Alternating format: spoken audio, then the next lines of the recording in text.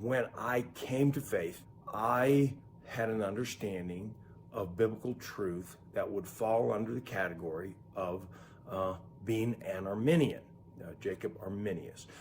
I believed that I had chosen God. Billy Graham, very powerful preacher, an important figure in recent Christian history, but he fell under this umbrella of being Arminian. And the notion is, he would say at his rallies, God has you here, God's been working in your life, he's done the 99%, now you need to do the 1%. You need to come down here, you need to come and you need to profess your faith, do your 1%. And I believed I'd done my 1%. I liked my 1%. I was meeting a guy regularly talking about these things, a friend of mine, and he had expressed, you didn't do your 1%. And I said, you know, you're right. God's pretty big. I'm pretty small. I think I just did 0.1%. And then another week goes by and we're talking and he's telling me the same thing. And I'm saying, you know what? I think you're right. I only did 0.01%. And every week I would, 0.001% was what I did. And then finally my buddy says, I don't care how many zeros you put between the decimal and the 1. You're saying you did something.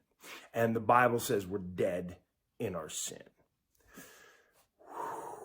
And I finally had to come to the conclusion that I had not done my 1%. It was hard for me to give up. As I have consistently expressed in these videos, these are hard teachings. Giving up your 1% is not easy. In fact, when I came to that understanding, I came home, talked to my wife, and of course we have theological discussions. I said, honey, we didn't do our 1%. She looks at me, she goes, I don't know about you. I know I did my 1%. Because we don't want to give it up. And it took us some time to really come to that understanding, because that 1% meant that I was better than the next guy. There's no way around it. If everybody is given an equal chance, and then you have to choose God out of your own willpower. Some of you realize willpower.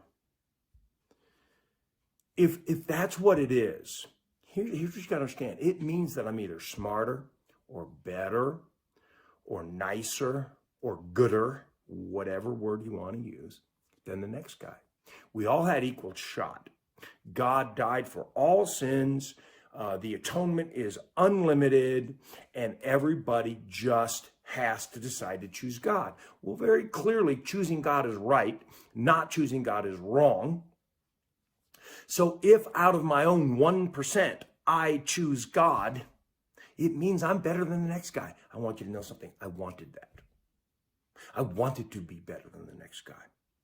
When I came to the understanding that I didn't do my 1%, that God chose me, unconditional election, irresistible grace, okay, I had to realize I'm not better than the next guy.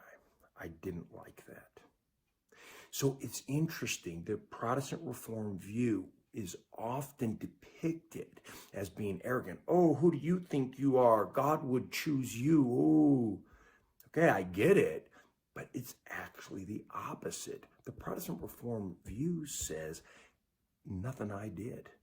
Not me. I didn't do my 1%. I did my 0%. He walked into the morgue and said, arise, and that was that. So you're going to see this theme in the Protestant Reformed view that has to do with this 1%. Is it God who works, or is it you? Arminianism says that you work. And we believe that the Bible says very clearly that you do not. In fact, it says very clearly, not by works, lest anyone should boast. Maybe a mystery of the faith. It's very clear the Bible tells us that God is sovereign. It's very clear that God tells us we have responsibility. And so I have good friends who say it's both at work. I'm hearing that, but when you say that both are working in your salvation, you are saying it's 1%, or maybe 0.0001. But in either case, you are doing something in your salvation. And this brings us back to TULIP. This brings us back to total depravity and unconditional election and limited atonement and irresistible grace and perseverance of the saints. It's all saying the same thing. We have the word the elect, electos, a word I don't think we've really dealt with, predestination. And we really don't like the notion of predestination because it means we don't have anything to do with it. But that's what we believe the Bible says. Predestination is a biblical word. It is in the Bible multiple times, dealing directly with salvation. Most of the reason that we don't like it is because we think it's unfair. But as we've discussed in other videos here, that has to do with whether we believe that we deserve heaven or we deserve hell from the get-go. And I'm going to say all men are born children of wrath, justly deserving hell. Justly deserving hell, what a terrible thing. Hey, I agree.